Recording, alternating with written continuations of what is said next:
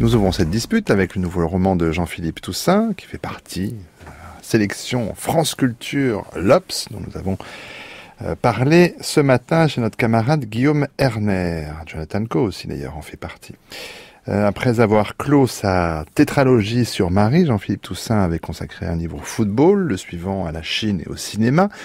Changement d'univers avec la clé USB, publié comme tous ses autres livres aux éditions de Minuit, puisque cette fois c'est du côté de la prospective et des blockchains que Toussaint nous entraîne.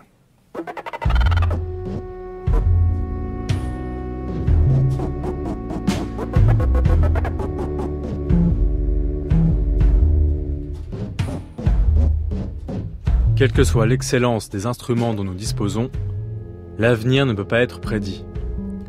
Comment pourrions-nous prédire quelque chose qui n'existe pas encore ? L'avenir, quand nous le scrutons depuis le temps présent, et d'où pourrions-nous le scruter, si ce n'est depuis le présent, demeure mouvant, instable, flou, indécis, comme un immense ciel de vent changeant. Tantôt calme, tantôt tumultueux. Il peut prendre de multiples formes. Ses contours, en perpétuelle mutation, se dilatent et se mélangent.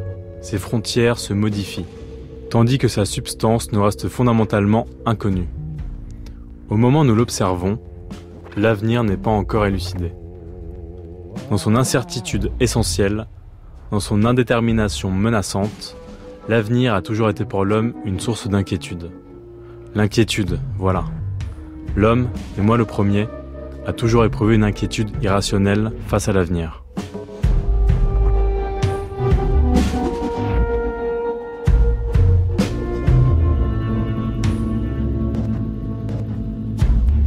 Avant de débattre autour de ce livre de Jean-Philippe Toussaint, un résumé, un condensé, comme j'aime à vous le demander, quelques mots de votre sentiment à son sujet, Laurent Nunez.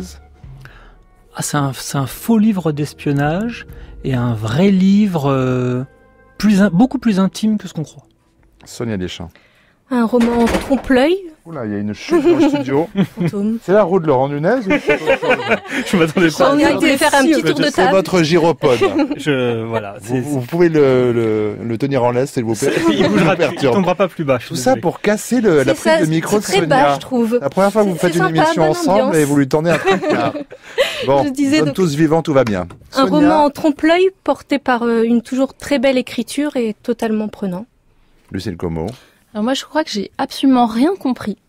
Mais que, par ailleurs, j'ai beaucoup aimé ce livre. Allez, on fait simple. Bon, c'est pas mal de commencer comme cela.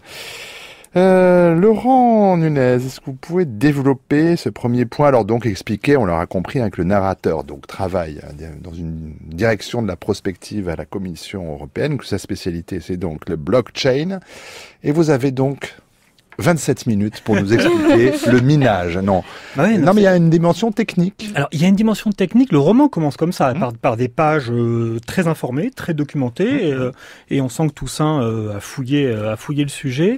Sujet qui initialement n'est compris que par les geeks, parce que ça parle en effet de blockchain, de backdoor, de crypto-monnaie, des choses qu'on entend d'ailleurs, c'est vrai, dans l'actualité, sans très bien connaître les tenants, les aboutissants. L'idée, c'est ça, c'est un homme, Jean de Treize, qui travaille à la Commission européenne et qui travaille notamment sur la prospective, c'est-à-dire sur le futur. La prévoyance du futur, la création du futur, on ne sait pas très bien. Les scénarios du futur. Les scénarios du futur. Et il va être contacté par des lobbyistes qui vont lui... Approcher. Oui, voilà, c'est ça. Oui, ça. Employons les bons termes. Et c'est très curieux parce que on ne comprend pas très bien où ça va aller. On sent qu'ils sont habillés. On est dans un film des années 30-40. J'ai l'impression avec leurs habits, leurs moustaches, leur façon de parler. Et pourtant c'est extrêmement moderne parce que on ne comprend absolument pas. On sait simplement que très simplement. Si vous finissiez une phrase, Laurent Nunez, peut-être qu'on comprendrait mieux. C'est pas très compliqué.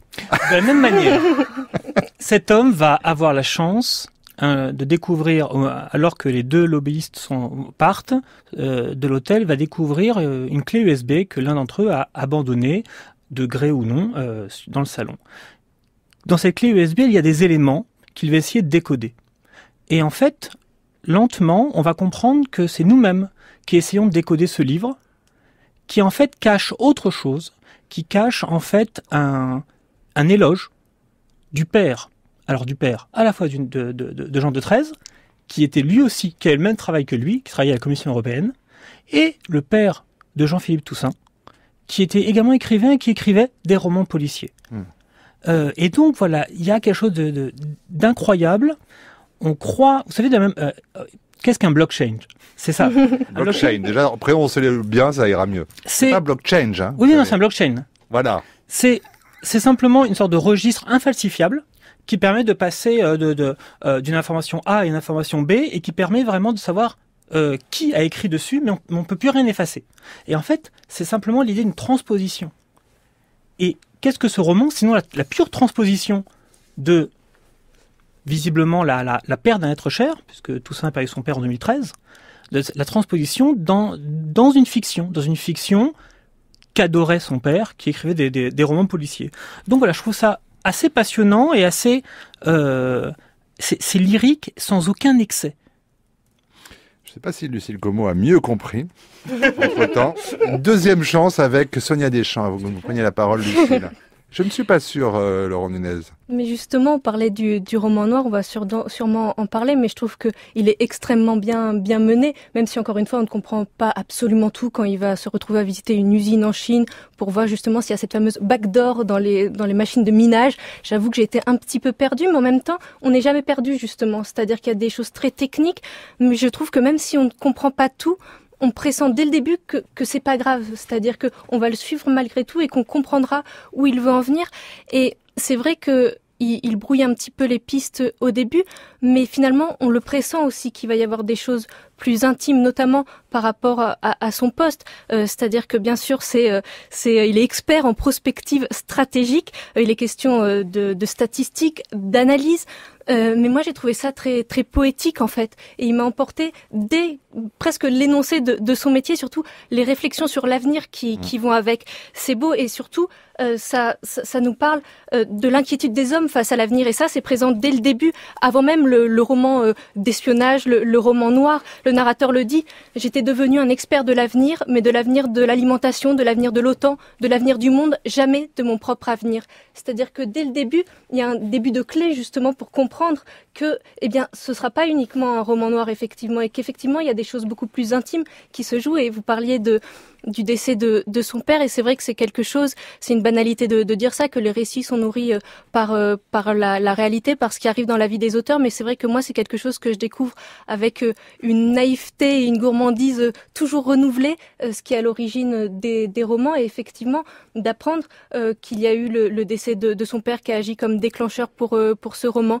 qu'il avait une envie depuis longtemps de faire un roman qui se déroulait en Belgique, où il est né et où il vit, de voir qu'il y a effectivement ce décès qui a été un déclencheur, et aussi allié à une invitation absolument improbable, c'est-à-dire que il explique qu'il a été invité par un ami anglais à faire une lecture de ses romans dans un colloque sur la prospective, et voilà, de comprendre comment tout ça se tisse et comment on arrive à ce roman qui effectivement est beaucoup plus intime qu'il n'y paraît en premier lieu, et qui moi m'a extrêmement touchée. Mais cela dès le début, dès qu'il est question de l'avenir et des inquiétudes de l'homme, j'ai trouvé que voilà, on est totalement pris, on se laisse prendre dans le roman noir qui est très bien mené aussi. De temps en temps, il y a des petites scènes moi qui m'ont fait sourire, on en parlera sans doute. Il y a aussi de l'humour dans ce roman. Et ouais, et comme Lucille, vous disiez que on comprend pas tout, mais on est pris. Et je trouve que c'est ça, il nous prend par la main et on le suit totalement et confiant. On est confiant en l'écriture et on est confiant dans le fait que, moi j'étais confiante dans le fait que j'allais être séduite à la fin. Lucille Como.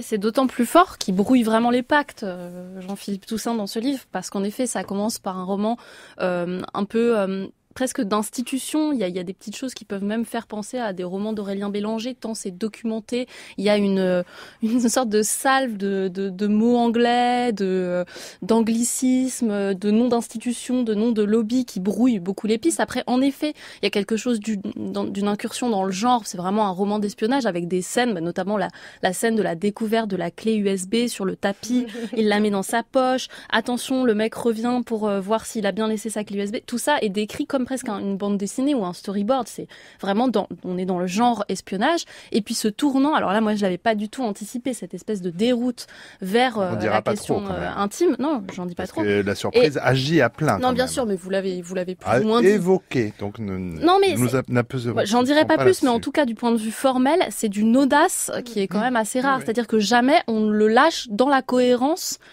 structurelle du roman. Et ce qui est quand même drôle, c'est que c'est un roman sur un personnage qui fait de la prospective, donc qui est censé imaginer à l'avance les scénarios possibles de l'univers, en gros, quasiment dans tous les domaines de ce qui peut se passer, et que la prospective, dans le fond, c'est aussi une question de fiction. C'est-à-dire que la fiction, c'est ce qu'on imagine comme possibilité, et Jean-Philippe Toussaint, il manie cette notion-là de la possibilité fictionnelle, de la vraisemblance, du tournant narratif, avec un brio qui est quand même assez incroyable. Moi, si je mets à plat la structure, bon, je vais pas en dire plus, mais et cette espèce de dérive complètement vers la fin, je lirais ça dans un scénario, je dirais mais non, en fait, ça va pas aller ton bouquin parce qu'on va rien comprendre, ça va pas être cohérent. Et de fait, ça l'est absolument. Et les derniers mots invite à relire. Il y a un travail de bouclage qui est assez incroyable. Ça m'arrive assez rarement de lire de finir un livre en me disant là j'ai la clé, la fameuse pour relire depuis le début et le relire d'une manière différente. Oui, il y a d'une part ce roman d'espionnage genre avec lequel il joue, j'ai envie de citer comme ça quelques fins de paragraphe. Jamais je n'aurais pu prévoir la suite des événements. Ou ce n'est qu'alors que je me rendis compte qu'il y avait une clé USB sur la moquette. Ou encore mieux, l'avion s'envolait pour Pékin et j'avais le sentiment de me jeter dans la gueule du loup. Donc ça, évidemment, il s'amuse beaucoup avec ça, comme il s'amusera plus tard à faire que la chambre qu'on lui propose soit l'ancienne salle de bain, ce qui renverra évidemment à son premier livre. Mais il y a aussi de la virtuosité pure d'écriture par moment. Il passe un coup de fil à son ex-femme et il y a 2 pages qui racontent cela que je suis en train d'essayer de retrouver puisqu'ils sont en très mauvais termes. Il l'appelle parce qu'il a quelque chose à lui demander, elle décroche, elle dit oui et il disserte sur ce oui pendant un certain temps, ce oui avec un point d'interrogation, ce oui déjà agacé. Il raconte qu'en même temps qu'il est en train de réfléchir à ce oui, mais il a toujours pas répondu à ce oui. Qu'est-ce qu'il doit dire? Il y a un deuxième oui qui arrive et là il le décortique encore. Je trouve ça absolument jouissif de plaisir à la fois d'écriture sans doute pour lui, mais de lecture pour moi. Et vraiment ça me rend très heureux de retrouver Jean-Philippe Toussaint à son meilleur. J'avais quand même pas mal de réserves sur notamment le précédent livre, qui était quand même très auto-centré d'une façon qui m'avait pas particulièrement séduite. Avec cette clé USB, et y compris avec cette dernière partie qui est c'est à la fois une bifurcation et en même temps c'est là que tout le livre va, partie 3 parce que c'est vraiment découpé en 3 parties avec même des phrases très simples, mais cela tient sans doute à la nature particulière de l'inquiétude qui amplifie toujours ce qu'elle ignore. On peut rester ça assez longtemps et ça peut évoquer des choses pour chacun de nous, j'imagine. Mais Laurent Nunez demande la parole, et là, du coup. Oui, non, parce que je pensais en effet aux dernières lignes qui codent. Et vous savez, de code à codeur, à hacker, il y a un passage. Et en fait, il y a vraiment toute une métaphore entre l'informatique et la littérature dans ce livre. La dernière phrase, c'est il dit, là, il nomme la difficulté que j'ai toujours eu à exprimer mes sentiments. Et à partir de là, de cette difficulté à exprimer ses sentiments, on comprend qu'en fait, en effet, il faut relire tout le livre et qu'en fait, tout était codé. En fait, il parlait d'autre chose à chaque fois. Et exactement comme le narrateur cherche à décoder cette clé USB, on comprend vraiment que, vous savez, c'est comme dans les rêves. Normalement, Freud explique que dans les rêves, tout est déplacé ou condensé. Et en fait, il a fait ici un travail de transposition qu'il faut quand même souligner, qui permet en fait de dire beaucoup plus que ce qu'il aurait jamais dit. Et vous savez, dans une rentrée littéraire où les relations familiales sont développées, exacerbées, et on jure que c'est vrai et on jure que le but de la littérature c'est le réel. Et ben un roman qui montre que le but de la littérature c'est la transposition, justement, ça fait pas de mal et ça montre à quel point on se trompe peut-être encore actuellement et à quel point il y a encore des vrais écrivains qui savent dire le vrai en fictionnant. Mais c'est comment ? Non, je voulais aussi rebondir sur quelque chose que disait Sonia, c'est sur l'humour. Moi, j'ai trouvé ça extrêmement drôle comme livre. Oui. Même à tel point que tout ce que je comprenais pas, c'est-à-dire tous les noms, les sigles, etc. J'avais vraiment l'impression que c'était des blagues, quoi, que c'était complètement inventé. D'ailleurs, tous les noms de personnages sont vraiment des noms de personnages de Tintin. Oui, c'est vraiment des noms extrêmement connus. Et oui, évidemment, il y a un passage sur les cintres dans les hôtels qui est quand même moi je suis d'accord pour participer à ce mouvement. Oui, alors parce qu'en fait, il faut quand même expliquer. Donc, il se retrouve dans cet hôtel en Chine, bon, ça va pas très bien, il se fait voler son ordinateur dans les toilettes, et là, il essaye de récupérer son par-dessus dans sa chambre d'hôtel, et il se trouve que les cintres sont des cintres anti-vol, et que du coup, le crochet du cintre, la partie haute, n'est pas solidaire du reste, et que du coup, il peut que enlever le bout. Il le fait beaucoup mieux que moi. Oui, il le décrit bien. Mais et ça le met dans un état pas possible, donc au bout d'un moment, il finit par tout arracher, tout mettre par terre en disant je vais faire une croisade, je vais appeler sur les réseaux sociaux à boycotter et à voler, à détruire les cintres anti-vol. Franchement, anti-vol. C'est extrêmement drôle. Il y a des petits passages comme ça qui sont même en soi détachés du reste. Mais même le passage du vol dans les toilettes, là aussi la mise en scène, la façon dont c'est fait, où il est aux toilettes et d'un seul coup il y a une main qui apparaît dans l'entrebâillement de la porte. Moi, ce passage-là, je l'ai trouvé génial. Je voyais une petite musique bien dramatique, comme vous le disiez, sur la façon d'accentuer la fin des phrases. C'est aussi rendu dans la description même. Bon, on aime ce livre de Jean-Philippe Toussaint. Il n'y a pas beaucoup de disputes, c'est ce qui est bien, parce que ça me fait plaisir de recommander très chaleureusement la lecture de La Clé USB, nouveau roman de Jean-Philippe Toussaint qui paraît, comme tous ses livres avant celui-ci, aux éditions de Minuit.